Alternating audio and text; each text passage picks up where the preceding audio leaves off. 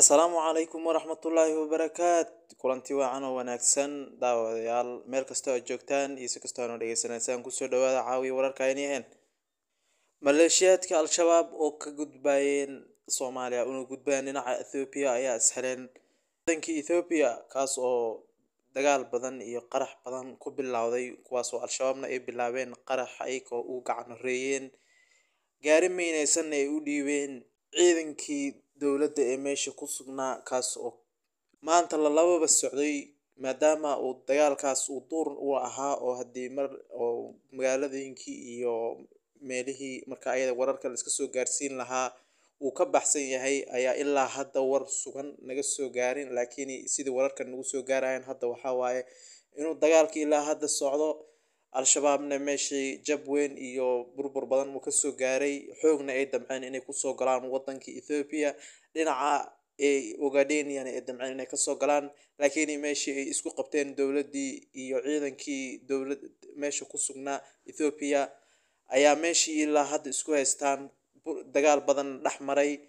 sida hadda wararka nagu soo gaarayaan in al-shabaab uu dhimasho badan ay kala kulmeen labada dhinacba dhimasho way imaatay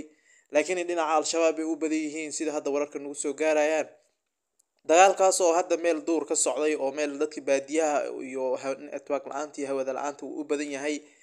ayaa la sheegayaa inuu hadda ilaa waqti badanba uu socdo la kala bixi yahay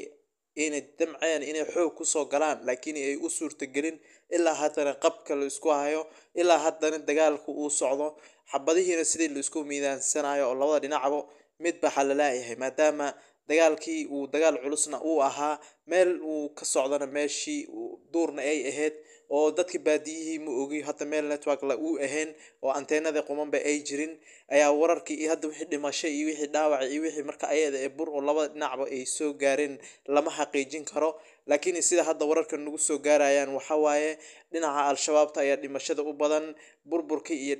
dhaca badanna meeshii ayay ka imaatay barakacyo fara badanna way dhaceen maadaama meeshii dad baadiye iska degnaayeen oo xoolo dhaqato iska ahayeen meeshii ay degnaayeen way iska carareen oo xoolihii iyo wixii waa laga kala cararay maadaama hadda dagaal xooganba meesha uu ka socdo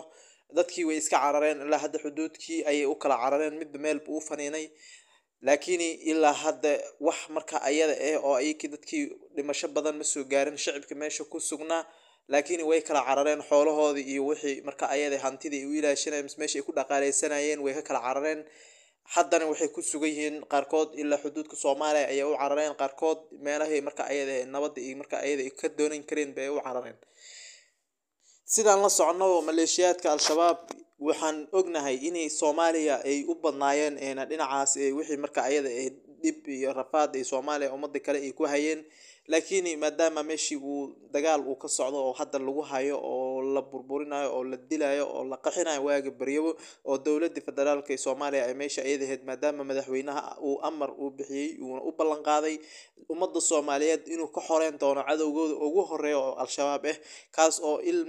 hadda in muddo meesha dagaal ku hayo oo haddaba daba taagan ayay ka soo baxeen inay dhinaca u gudbaan ay rabeen si qarsooni ayay u rabeen inay u gudbaan laakiin dowladda iyo ciidankii Ethiopia oo meesha ku hareysan bay oo la kulmeen kuwaas oo ay ku bilaabeen marka ayada qaraxyo iyo dagaal marka ayada meesha ka bilowday ilaa haddana la is hortaagan yahay ayakana loo soo ogoleen inay marka ayada ay soo galaan wadanka gudihiisa oo dhinaca Ethiopia ay u gudmaan dhinaca kalena ayakii inay baxaan way diideen ilaa hadda meesha way hortaagan yihiin hadda ilaa waqtigana dagaal xoogan ba socda laakiin dagaalka inkastoo hadda uu si yaraanayo dad badanna meesha uu ku dhintay burbur badanna meeshii labada dhinacba la isku geystay dhinaca kale dowladda Ethiopia ayaa ilaa hadda soo hubeenaysa ciidan kalena meesha isku keenaysa una ogoleen inay marka ayada lagu soo gudbo misna lagu soo xuduudkooda loo soo gudbo oo dhinacooda loo soo gudbanay ay u ogoleen al-shabaab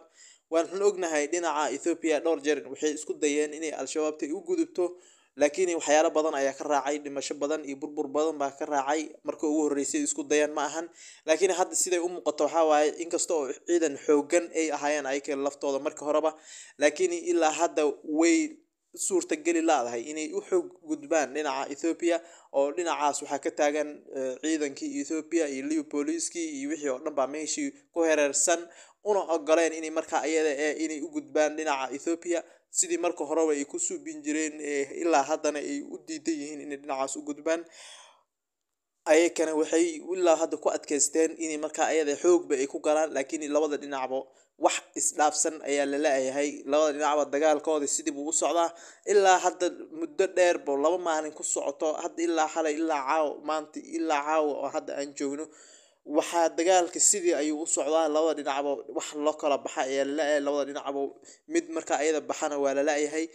laakiin sida hadda ay u eg tahay in al-shabaab meeshii lagu xasuuqay wixii meeshii ay joogeen inkastoo ciidan badan uu ahaa marka hore, laakiin hadda waa suurtagali leedahay inay dhinaca kale u gudbaan,